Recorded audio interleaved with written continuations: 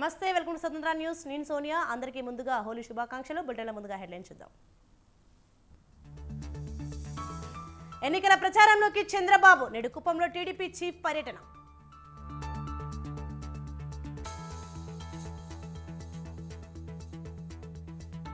మేమంతా సిద్ధం సభల నిర్వహణపై వైసీపీ ఫోకస్. ఈ నెల 27 నుంచి సీఎం జగన్ బస్సు యాత్ర.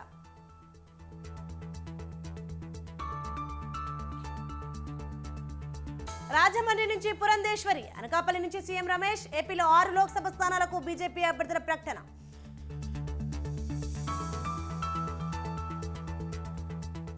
ఏప్రిల్లో తుక్కుగూడలో కాంగ్రెస్ సభ. హాజరు కానున్న రాహుల్ గాంధీ, మల్లికార్జున ఖర్గే.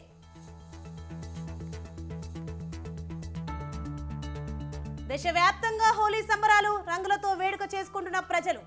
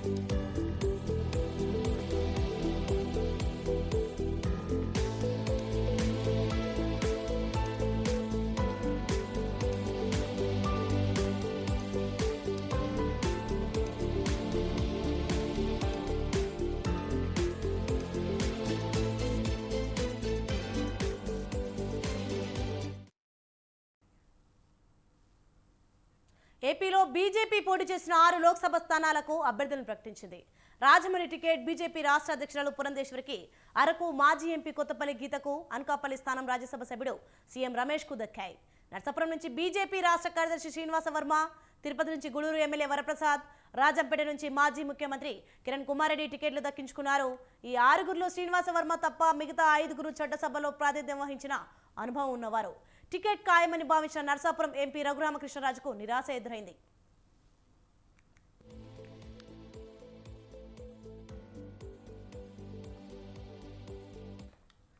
బీజేపీ టికెట్ దక్కని వారిలో ఒక మాజీ ముఖ్యమంత్రి, ఒక కేంద్ర మాజీ మంత్రి, 2 మాజీ ఎంపీలు, ప్రస్తుత రాజ్యసభ సభ్యుడు ఒకరు ఉన్నారు.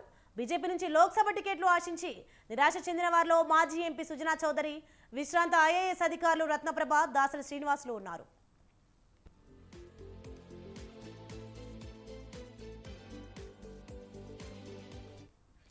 పొత్తులో భాగంగా టీడీపీ, జనసేన, బీజేపీల మధ్య కుదిరిన అవగాహన మేరకు విజయనగరం లోక్సభ స్థానం నుంచి బీజేపీ, రాజంపేట నుంచి టీడీపీ పోటీ చేయాలని మొదట్లో నిర్ణయించాయి.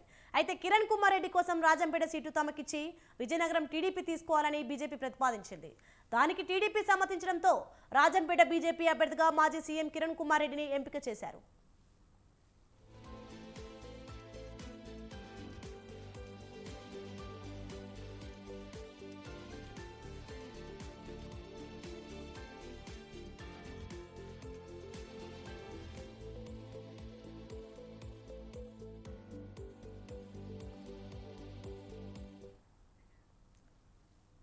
నర్సాపురం లోక్సభ స్థానానికి ప్రస్తుత ఎంపీ రఘురామకృష్ణరాజు పేరు మొదటి నుంచి పరిశీలనలో ఉంది. టీడీపీ, జనసేన చర్చలో కూడా ఆయన పేరే వినిపించింది. అయితే అనూహ్యంగా శ్రీనివాస వర్మకు టికెట్ కేటాయించి రఘురామకు షాక్ ఇచ్చింది బీజేపీ అధిష్టానం. దీనిపై నర్సాపురంలో లోక్సభ స్థానం పరిధిలోని శాసనసభ స్థానాలకు పోటీ చేసిన మిత్రపక్షాల అభ్యర్థుల్లో కొంత అసంతృప్తి నెలకొన్నట్లు సమాచారం. తిరుపతి లోక్సభ అభ్యర్థి వెలగపల్లి వరప్రసాదరావు ఆదివారమే బీజేపీలో చేరారు. పార్టీలో చేరిన రోజు ఆయన అనూహ్యంగా తిరుపతి లోక్సభ టికెట్ దక్కించుకున్నారు. రైట్, ఇదే అంశంపై మరింత సమాచారం మా ప్రతినిధి సంతోష్ లైవ్ ద్వారా అందిస్తారు. ఎస్ సంతోష్. సోని, ఏదైతే 2024 ఎన్నికలకు సంబంధించినటువంటి బీజేపీ లోక్సభ అభ్యర్థులను అయితే కనుక ప్రకటించడం కూడా జరిగింది. ముఖ్యంగా చూసుకున్నట్లయితే కనుక అరకు కావచ్చు, అనకాపల్లి, అదేవిధంగా రాజమండ్రి, నర్సాపురం, ఇటు రాజంపేట, తిరుపతి సంబంధించినటువంటి పార్లమెంట్ అభ్యర్థులను అయితే కనుక ప్రకటించడం కూడా జరిగింది. ఇక అరకు నుంచి కొత్తపల్లి గీత, అదేవిధంగా అనకాపల్లి సీఎం రమేష్, రాజమండ్రి నుంచి దగ్గుబాటి పురంధేశ్వరి, నర్సాపురం నుంచి శ్రీనివాస్ వర్మ, అదేవిధంగా ఇటు రాజంపేట నుంచి మాజీ ముఖ్యమంత్రి అయినటువంటి నల్లారి కిరణ్ కుమార్ రెడ్డి, అదేవిధంగా ఇటు తిరుపతి గూడూరు ఎమ్మెల్యే ఉన్నటువంటి వరప్రసాద్ బీజేపీ కండువా కప్పుకున్న అనంతరం కూడా ఆయనకి లోక్సభ స్థానం కూడా బీజేపీ కేటాయించడం కూడా జరిగింది. వరప్రసాద్ తిరుపతి పార్లమెంట్ నుంచి కూడా పోటీ చేయడం కూడా జరుగుతూ ఉంది.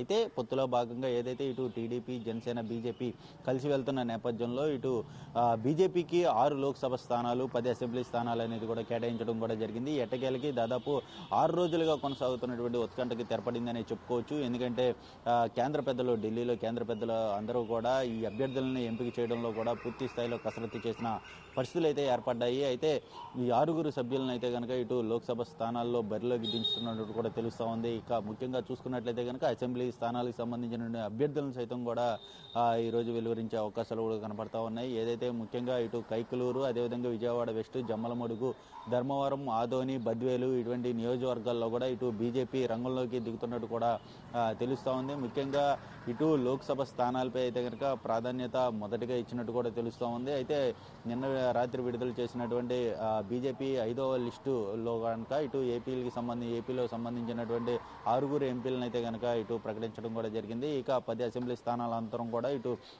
రాష్ట్ర స్థాయిలో కింద స్థాయి, గ్రామ స్థాయి వరకు కూడా ఇటు ప్రచారానికి వెళ్లే యోచనలో కూడా ఇటు బీజేపీ ఉన్నట్టు కూడా తెలుస్తూ ఉంది. ఇంకా ఇప్పటికే టీడీపీ ఒక పక్క ప్రజాగలం పేరుతోటి ప్రజల్లోకి వెళ్తా ఉన్న నేపథ్యంలో ఇటు జనసేన కూడా వారాహి యాత్ర అంటూ కూడా ప్రజల్లోకి వెళ్తా ఉన్నారు. అయితే ఇక బీజేపీ సైతం కూడా ఇప్పటికే రాష్ట్రంలో గ్రామ స్థాయి వరకు కూడా కొన్ని యాత్రలు, అదేవిధంగా ప్రచారాలు కూడా చేయడం కూడా జరిగింది. ఇక అభ్యర్థుల అనంతరం కూడా ఇటు పూర్తి స్థాయిలో జనాల్లోకి వెళ్లే విధంగా కూడా కసరత్తు చేస్తున్నట్టు కూడా తెలుస్తూ ఉంది. ఇక దగ్గుబాటి పురంధేశ్వరి సైతం కూడా ఢిల్లీ పర్యటన అనంతరం కూడా ఇటు ఏపీకి వచ్చిన అనంతరం కూడా ఇటు 3 పార్టీలు సైతం కూడా నిర్వహించేటువంటి సభల్లో పాల్గొనే విధంగా కూడా ఏర్పాటు చేస్తున్నట్టు కూడా తెలుస్తూ ఉంది. ఇక 10 మంది అసెంబ్లీ అభ్యర్థులను సైతం కూడా పూర్తి స్థాయిలో కసరత్తు చేస్తున్నట్టు కూడా తెలుస్తూ ఉంది. ఇక లోక్సభ స్థానాల్లో ఎవరైతే ఆశించిన స్థాయిలో వారికి అభ్యర్థులకి రాని నేపథ్యంలో ఇటు అసెంబ్లీ స్థానాలకు పంపించే యోచనలో కూడా ఉన్నట్టు కూడా తెలుస్తూ ఉంది. ముఖ్యంగా ఇటు సోము వీర్రాజు, అదేవిధంగా సత్యకుమార్, ఇటు నర్సాపురం నుంచి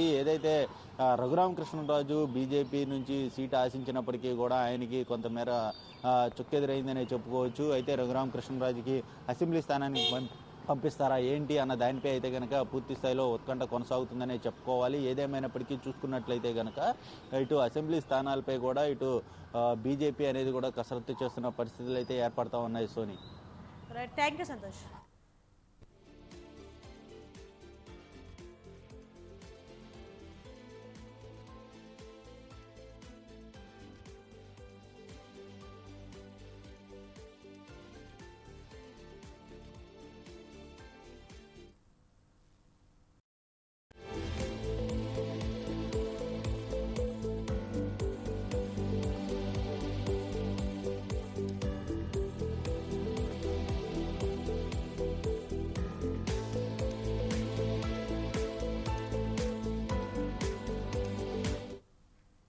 ఎలక్షన్ బిగ్ బ్రేకింగ్ న్యూస్ చూస్తున్నాం. టీడీపీ అధినేత చంద్రబాబు ఎన్నికల ప్రచారంలో స్పీడ్ పెంచారు.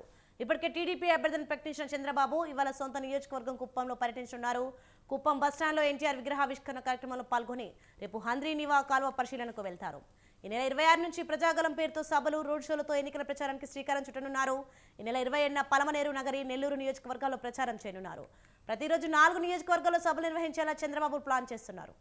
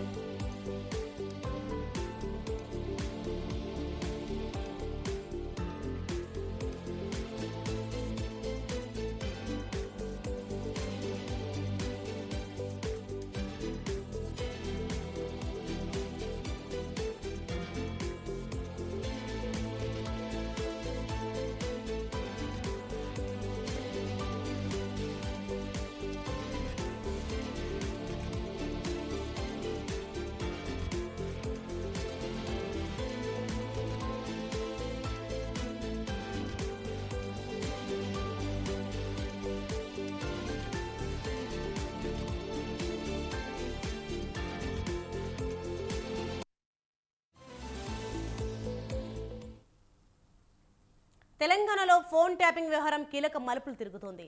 వీటి వెనుక ఇద్దరు బీఆర్ఎస్ కీలక నేతలు ఉన్నారని నిన్నటి విచారణలో నిందితులు చెప్పడంతో వారికి నోటీసులు ఇచ్చేందుకు పోలీసులు సిద్ధమయ్యారు. ఎస్ఐబీ మాజీ డీఎస్పీ ప్రణీత్ రావును నిన్న సుదీర్ఘంగా విచారించగా పలు రాజకీయ నేతల పేర్లు బయటపెట్టాడు. త్వరలోనే ఇద్దరు బీఆర్ఎస్ నేతలకు నోటీసులు ఇవ్వనున్నట్టు తెలుస్తోంది. బీఆర్ఎస్ నేతలను విచారించి అనంతరం తదుపరి చర్యలకు సిద్ధమవుతున్నారు అధికారులు.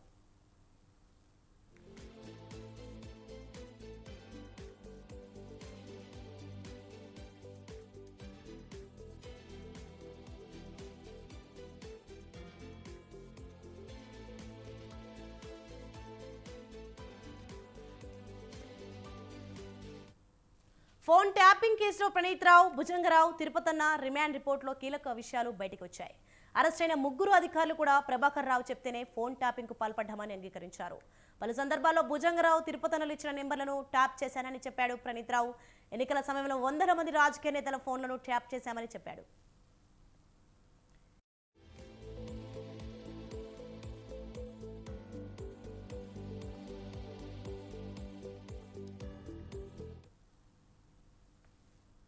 రాజకీయ నేతల కదలికలు, నిధుల సమీకరణపై దృష్టి పెట్టామని విచారణలో ప్రణీత్ రావు పోలీసులకు వివరించాడు. పలువురు రాజకీయ నేతలు, వారి కుటుంబ సభ్యులు, అనుచరుల ఫోన్లను కూడా ట్యాప్ చేశానని చెప్పాడు. వ్యాపారవేత్తలతో పాటు సమాజంలో పేరున్న వారి ఫోన్లను కూడా ట్యాప్ చేసినట్లు ప్రణీత్ రావు చెప్పాడు. ఎన్నికల ఫలితాల రోజు ప్రభాకర్ రావు చెప్పినట్టుగా వ్యవహరించానని ప్రణీత్ రావు పోలీసు విచారణలో తెలిపాడు. ట్యాపింగ్ కు సంబంధించిన మెయిన్ డివైస్ ని పూర్తిగా ధ్వంసం చేశానని, హార్డ్ డిస్క్ ప్రధాన డివైస్ ని కట్టర్తో ముక్కలుగా కట్ చేశామన్నాడు. ముక్కలుగా చేసిన హార్డ్ డిస్కులు, డివైజ్లను తీసుకువెళ్లి మూసినదిలో పడేశామని ప్రణీత్ రావు చెప్పాడు. 2 లాగర్ రూమ్లలో ఉన్న డాక్యుమెంట్లన్నింటినీ తగులబెట్టినట్లు ప్రణీత్ రావు తెలిపాడు.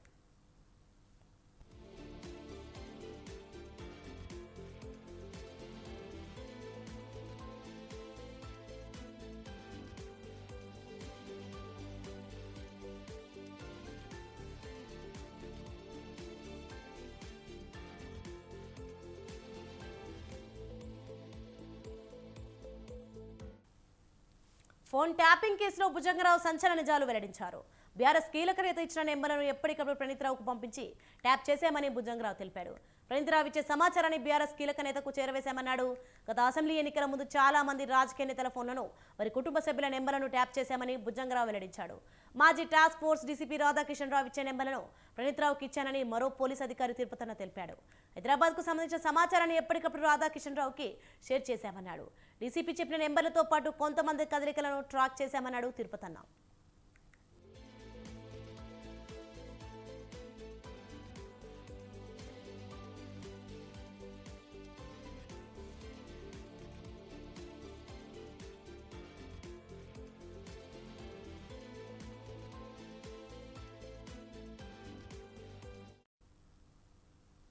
ఈ కేసుకు సంబంధించి ఎఫ్ఐఆర్లో 7 నిందితుల పేర్లను చేర్చారు.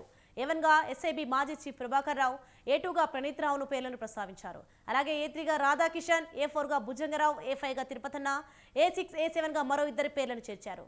ఫోన్ ట్యాపింగ్ వ్యవహారంలో ఎస్ఐబీ మాజీ చీఫ్ ప్రభాకర్ రావే ప్రధాన సూత్రధారి అని, ఆయన కనుసన్నలోనే ఫోన్ ట్యాపింగ్ జరిగినట్లు ఎంక్వైరీ టీం అభియోగం మోపింది. మరోవైపు ఏఎస్పీలు భుజంగరావు, తిరుపతన్నలకు కోర్టు 14 రోజులు రిమాండ్ విధించడంతో వారిని చెంచల్గూడ జైలుకు తరలించారు పోలీసులు.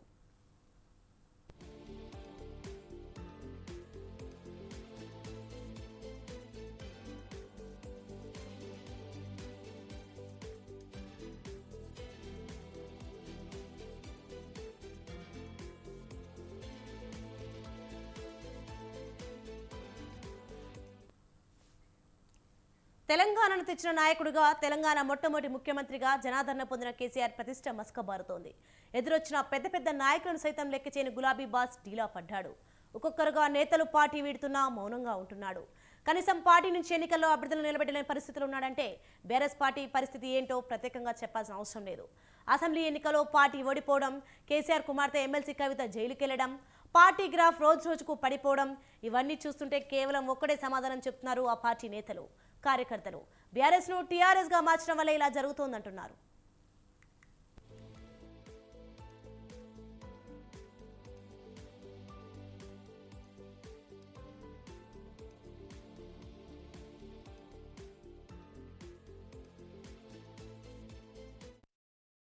ఉద్యమ పార్టీగా ప్రారంభమైన టీఆర్ఎస్ ను బీఆర్ఎస్ గా ఎందుకు మార్చారు? తెలంగాణ ఆత్మగా చెప్పుకునే పార్టీ పేరును ఎవరిని అడిగి మార్చారు? పేరు మార్చడం వల్లే కొంతకాలంగా పార్టీ గ్రాఫ్ పడిపోతూ వచ్చింది. అసెంబ్లీ ఎన్నికల్లో ఘోరంగా ఓడిపోవడానికి కారణం కూడా ఇదే. ఇప్పుడు బీఆర్ఎస్ నేతలు కార్యకర్తలు ప్రశ్నిస్తున్న ప్రశ్నలు ఇవి. ఇటీవల జరిగిన బీఆర్ఎస్ సమావేశంలో నేతలు కార్యకర్తలు ఇలాంటి అభిప్రాయాలనే వ్యక్తం చేశారట. దీంతో అధిష్టానం సైతం ఇదే నిజమని నమ్మి పార్టీ పేరును మార్చే దిశగా అడుగులు వేస్తుంది. మళ్ళీ పార్టీ పేరును టీఆర్ఎస్గా మార్చాలంటే అనువైన అంశాలపై ఆ పార్టీ కసరత్తు మొదలుపెట్టినట్టు సమాచారం. ఇందుకు చట్టపరమైన అంశాలపై న్యాయ నిపుణుల సలహాలు తీసుకుంటున్నట్లు తెలిసింది.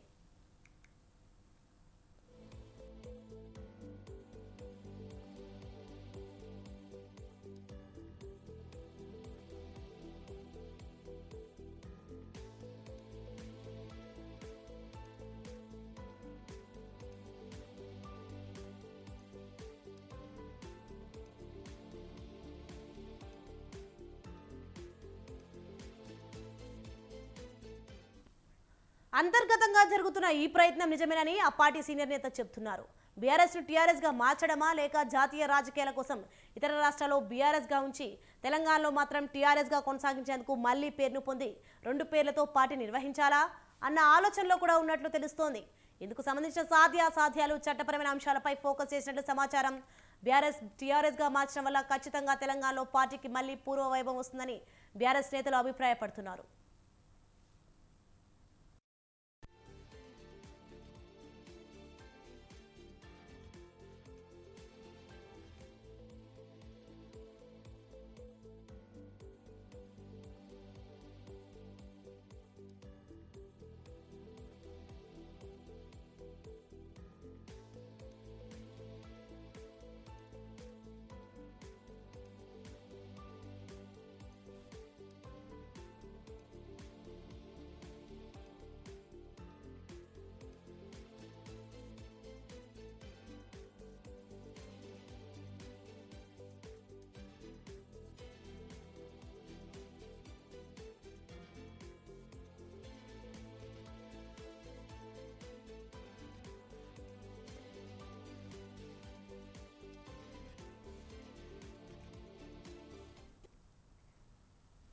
తుక్కుగూడ సభా వేదికగా సౌత్ ఇండియా క్యాంపెయిన్కు సిద్ధమవుతోంది కాంగ్రెస్. గ్యారంటీలను నమ్ముకుంటే దేశాన్ని ఏలేయవచ్చన్న గ్యారంటీతో ఎన్నికల పోరుకు సై అంటోంది.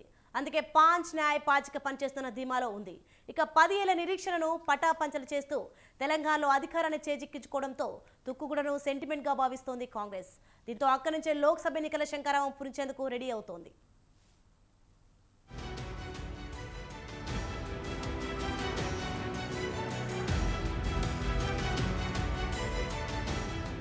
కాంగ్రెస్ కు కలిసి వచ్చిన తుక్కుగూడ నుంచే లోక్సభ ఎన్నికల శంఖారావానికి సిద్ధమవుతుంది హైకమాండ్. ఇటీవల జరిగిన అసెంబ్లీ ఎన్నికల్లో తుక్కుగూడ వేదిక ఆ పార్టీకి కలిసి రావడంతో 10 ఏళ్ల నిరీక్షణ తరువాత అధికార పగ్గాలు చేపట్టింది. దీంతో ఆ ప్రాంతాన్ని సెంటిమెంట్ గా భావిస్తున్న హస్తం పార్టీ ఇక్కడి నుంచే పార్లమెంట్ ఎన్నికల శంఖారావం పూరించనుంది. ఏప్రిల్ మొదటి వారంలో జరిగే భారీ బహిరంగ సభ వేదికగా లోక్సభ ఎన్నికల మేనిఫెస్టో తెలుగు వర్షన్ ను ఇక్కడే రిలీజ్ చేయనుంది. ఈ సభకు కాంగ్రెస్ అగ్రనేతలంతా క్యూ కట్టరానున్నారు. సోనియా, ప్రియాంక, రాహుల్ గాంధీ, ఏఐసీసీ అధ్యక్షుడు మల్లికార్జున ఖర్గేతో పాటు పలువురు ముఖ్య నేతలు హాజరు కానున్నారు.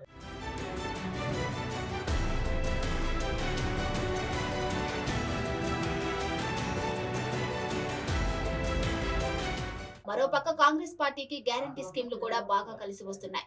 కర్ణాటకలో మొదలుపెట్టిన ఈ స్కీములు అక్కడ విజయాన్ని అందించాయి. అదే ఫార్ములాతో తెలంగాణ ఎన్నికలకు వెళ్లి అధికారాన్ని చేజిక్కించుకుంది. ఈ నేపథ్యంలోనే పార్లమెంట్ ఎన్నికల్లోనూ గ్యారంటీల సెంటిమెంట్ తో ముందుకు వెళ్తుంది. ఈ మేరకు అసెంబ్లీ ఎన్నికల మాదిరే తుక్కుగూడ వేదికగా పాంచ్ న్యాయ్ పేరుతో తమ మేనిఫెస్టోను తెలుగులో విడుదల చేయనుంది కాంగ్రెస్. ఇక ఈ సభలో మేనిఫెస్టోతో పాటు సౌత్ ఇండియా ఎన్నికల ప్రచారానికి సంబంధించిన అంశాలన్నీ ప్రకటిస్తారు. సభలు, సమావేశాలు, street corner meetings, road show షెడ్యూల్ను కూడా విడుదల చేసే అవకాశం ఉంది.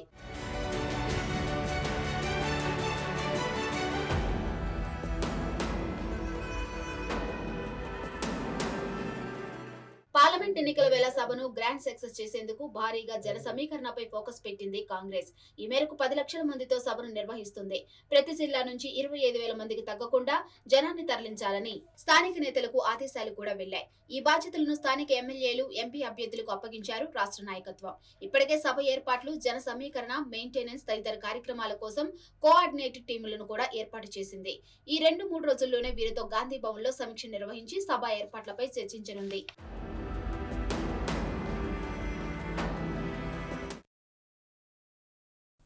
తెలంగాణ రాజకీయాల్లో మరోసారి అఫిడవిట్ అంశం హాట్ టాపిక్ గా మారింది. శాసనసభ ఎన్నికల ప్రక్రియ సందర్భంగా సమర్పించే అఫిడవిట్లో సరైన వివరాలు అందించలేదనే ఆరోపణలపై వివరణ ఇవ్వాలని ఆదేశిస్తూ కొత్తగూడెం ఎమ్మెల్యే కూనంనేని సాంబశివరావుకు హైకోర్టు నోటీసులు ఇచ్చింది.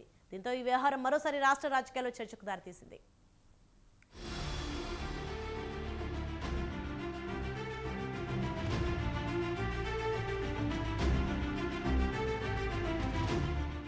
రెండు 2018లో జరిగిన తెలంగాణ అసెంబ్లీ ఎన్నికల్లో కొత్తగూడెం స్థానం నుంచి బీఆర్ఎస్ అభ్యర్థిగా జలం వెంకట్రావు, కాంగ్రెస్ అభ్యర్థిగా వనమా వెంకటేశ్వరరావు బరిలో దిగగా జలగంపై వనమా గెలుపొందారు. అయితే నామినేషన్ సందర్భంగా వనమా సరైన వివరాలు సమర్పించలేదంటూ జలగం వెంకట్రావు హైకోర్టును ఆశ్రయించారు. దీనిపై సుదీర్ఘంగా విచారణ జరిపిన న్యాయస్థానం 2023 జూన్లో వనమా ఎన్నిక చెల్లదంటూ తీర్పునిచ్చింది. దీంతో ఆ ఎన్నికల్లో 2వ స్థానంలో నిలిచిన తనను ఎమ్మెల్యేగా గుర్తించాలని శాసనసభ కార్యదర్శి జలగం కోరారు.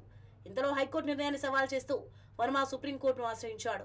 గతేడాది అసెంబ్లీ ఎన్నికలకు ముందు ఈ అంశం రాష్ట్ర వ్యాప్తంగా హాట్ టాపిక్ గా మారింది.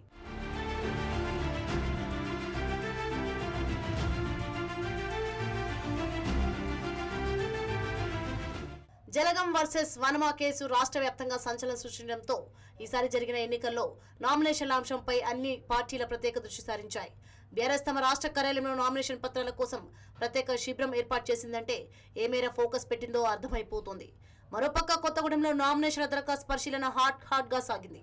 ఈ స్థానం నుంచి మొత్తం 36 నామినేషన్లు దాఖలయ్యాయి. ఇందులో దరఖాస్తు పరిశీలన హాట్ గా సాగింది. ఈ స్థానం నుంచి మొత్తం 36 నామినేషన్లు దాఖలయ్యాయి. ఇందులో సిపిఐ అభ్యర్థి కూనంనేని సాంబశివరావు, బీఎస్పీ అభ్యర్థి కామేష్ తో పాటు మరికొందరు అభ్యర్థులు అఫిడవిట్లో సమర్పించిన అంశాలపై మరో అభ్యర్థి జలగం వెంకట్రావు అభ్యంతరాలు వ్యక్తం చేశారు. దీంతో ఎన్నికల అధికారులు రాష్ట్ర అధికారులతో సంప్రదింపులు జరిపి నిర్ణయం తీసుకోవాల్సి వచ్చింది. ఇలాంటి పరిణామాల తర్వాత ఇప్పుడు హైకోర్టులో అఫిడవిట్లపై ఆరోపణలు దాఖలు కావడంతో మరోసారి ఈ వ్యవహారం హాట్ టాపిక్ గా మారింది.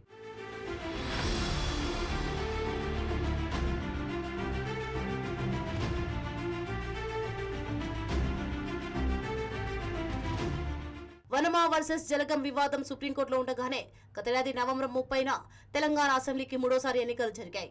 ఈ ఎన్నికలో బీఆర్ఎస్ తరఫున Vanama, All India Forward Bloc party తరఫున జలగం పోటీ చేశారు. అయితే ఈ ఎన్నికలో కాంగ్రెస్ బలపరిచిన సిపిఐ అభ్యర్థి కూనంనేని సాంబశివరావు విజయం సాధించారు. నామినేషన్ అఫిడవిట్లో సిపిఐ అభ్యర్థి కూనంనేని సాంబశివరావు సరైన వివరాలు వెల్లడించలేదంటూ నందులాల్ అగర్వాల్ హైకోర్టును ఆశ్రయించారు.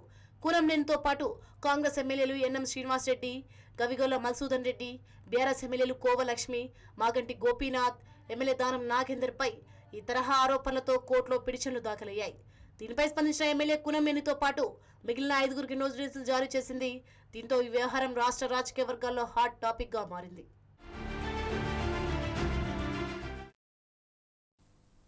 ప్రస్తుతం దేశాన్ని కుదిపేస్తున్న అంశం ఎలక్టోరల్ బాండ్లు. ఎలక్టోరల్ బాండ్ల విషయంలో కేంద్రంలో అధికారంలో ఉన్న బీజేపీ, ప్రతిపక్ష కాంగ్రెస్, బీఆర్ఎస్, టీఎంసీ నుంచి ప్రస్తుతం ఎంపీ ఎన్నికల్లో తన అదృష్టాన్ని పరీక్షించుకున్న జనసేన వరకు అన్ని పార్టీలు ఎలక్టోరల్ బాండ్ల రూపంలో లబ్ధి పొందాయి. సుప్రీంకోర్టు ఎలక్టోరల్ బాండ్లను రద్దు చేసి సంచలన తీర్పు ఇవ్వడంతో ప్రస్తుతం దేశంలో అదే చర్చనీయాంశమైంది. అసలు ఎలక్టోరల్ బాండ్లు అంటే ఏంటి, ఎవరు ఈ బాండ్లను కొనవచ్చు, దీనివల్ల ఎవరికి ప్రయోజనం చూద్దాం.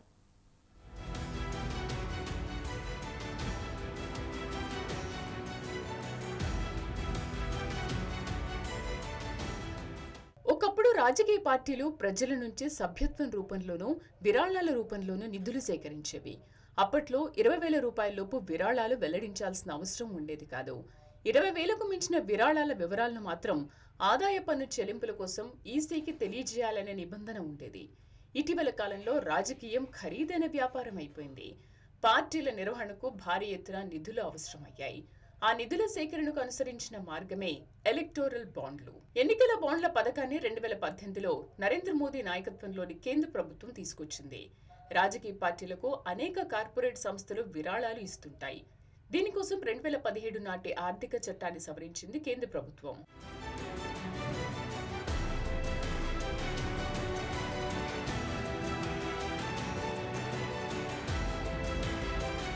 ఎలక్టోరల్ బాండ్లను వ్యక్తులు లేదా సంస్థలు కొనుగోలు చేయడం ద్వారా తమకు నచ్చిన రాజకీయ పార్టీలకు విరాళంగా ఇచ్చే వెసులుబాటు కల్పించారు.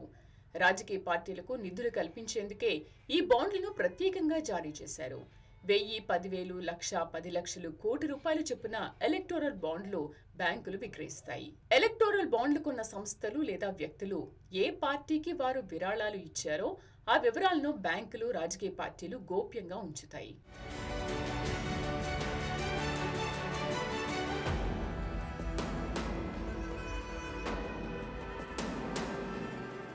ప్రజా ప్రాతినిధ్య చట్టం 1951 సెక్షన్ 29A కింద నమోదైన రాజకీయ పార్టీలు గత సార్వత్రిక ఎన్నికల్లో పోలైన ఓట్లలో 1% తక్కువ కాకుండా పొందిన రాజకీయ పార్టీలు మాత్రమే ఎలక్టోరల్ బాండ్లను పొందడానికి అర్హమైన పార్టీలు. స్టేట్ బ్యాంక్ ఆఫ్ ఇండియా తన 29 అధీకృత శాఖల ద్వారా ఎలక్టోరల్ బాండ్లను జారీ చేయడానికి, ఎన్కాష్ చేయడానికి అధికారం ఇచ్చింది. రాజకీయ పార్టీలు కూడా ఎలక్టోరల్ బాండ్లను అధీకృత బ్యాంకు వద్ద బ్యాంకు ఖాతా ద్వారా మాత్రమే అర్హత కలిగిన రాజకీయ పార్టీ ఎన్కాష్ చేసుకుంటుంది. బాండ్ జారీ చేసిన తేదీ నుండి 15 రోజుల వరకు చెల్లుబాటు అవుతుంది.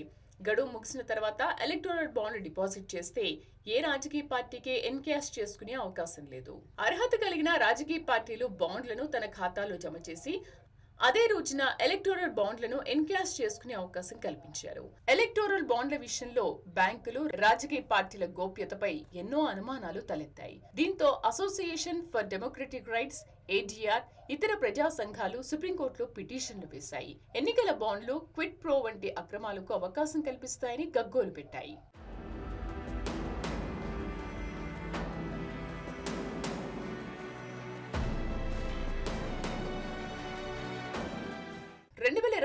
ఎన్నికల వేళ ఎలక్టోరల్ బాండ్లపై సుప్రీంకోర్టు తీవ్రంగా స్పందించింది. ఎలక్టోరల్ బాండ్లను రద్దు చేసింది. ఎలక్టోరల్ బాండ్లు రాజ్యాంగ విరుద్ధమని సుప్రీంకోర్టు ప్రకటించింది. ఇక మీదట బాండ్లు జారీ చేయరాదని ఆదేశించింది. విరాళాలు ఇచ్చిన పేర్లు రహస్యంగా ఉంచడం తగదని, ఇది ఆదాయపు పన్ను చట్టాన్ని ఉల్లంఘించడంతో పాటు క్విడ్ ప్రోకు దారితీసే అవకాశం ఉందని న్యాయస్థానం పేర్కొంది. ఎటువంటి వివరాలు తెలియని ఎన్నికల బాండ్లను స్వీకరించడం అంటే సమాచార హక్కును ఉల్లంఘించడమేనని ధర్మాసనం స్పష్టం చేసింది. అందుకే ఎలక్టోరల్ బాండ్ల జారీని బ్యాంకులు తక్షణమే నిలిపివేయాలని సుప్రీంకోర్టు ప్రధాన న్యాయమూర్తి DY చంద్రచూడ్ ఆధ్వర్యంలోని ధర్మాసనం ఫిబ్రవరి 18న తీర్పిచ్చింది.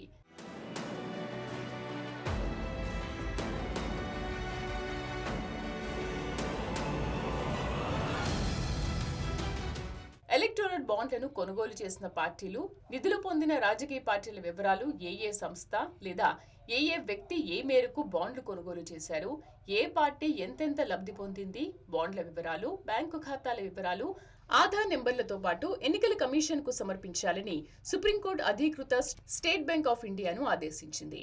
మార్చి 6వ తేదీలోగా ఈ వివరాలు అందజేయాలని స్పష్టం చేసింది.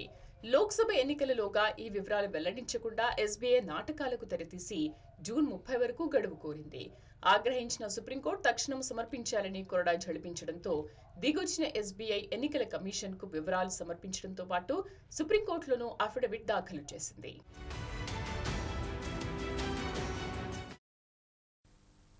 Delhi Jawaharlal Nehru university students union ఎన్నికల్లో యునైటెడ్ లెఫ్ట్ ఫ్రంట్ విజయ దుందుబి మోగించింది. 4 ఏళ్ల కోవిడ్ విరామం తర్వాత వర్సిటీలో స్టూడెంట్ యూనియన్ ఎన్నికలు నిర్వహించారు.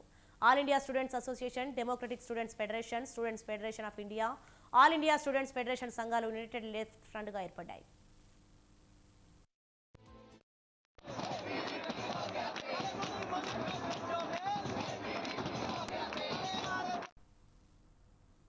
President, vice president, general secretary, joint secretary పోస్టులకు మార్చి 22న పోలింగ్ నిర్వహించారు.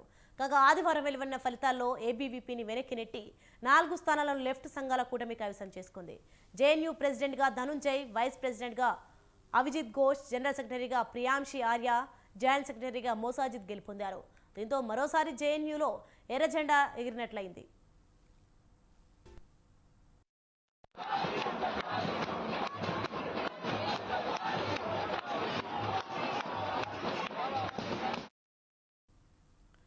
తెలంగాణలో మార్చి నెలలోనే బాణుడి ప్రతాపం మొదలైంది. ఇప్పటికే ఎండ వేడిమితో ప్రజలు అల్లాడిపోతున్నారు. ఈ నేపథ్యంలోనే ఇంకా ఎండలు ముదురుతాయని భారత వాతావరణ సంస్థ చెబుతోంది. రాగల 5 రోజుల్లో మరో 3 డిగ్రీల సెల్సియస్ మేర ఉష్ణోగ్రతల్లో పెరుగుదల కనిపిస్తుందని IMD తెలిపింది. ఉదయం పూట పొగమంచు ఉన్నప్పటికీ పగటి వేళల్లో అధిక ఉష్ణోగ్రతలు నమోదవుతాయని వివరించింది. రాష్ట్రంలో ఎండలపై ఇప్పటికే జిల్లాలకు ఎల్లో అలర్ట్ జారీ చేశామని పేర్కొంది. తెలంగాణలో మార్చి నాటికే గరిష్ట ఉష్ణోగ్రతలు 41 డిగ్రీల సెల్సియస్ను తాకడంతో ఇక ఏప్రిల్, మే నెలలో ఎలా ఉంటుందోనని ప్రజలు ఆందోళన వ్యక్తం చేస్తున్నారు.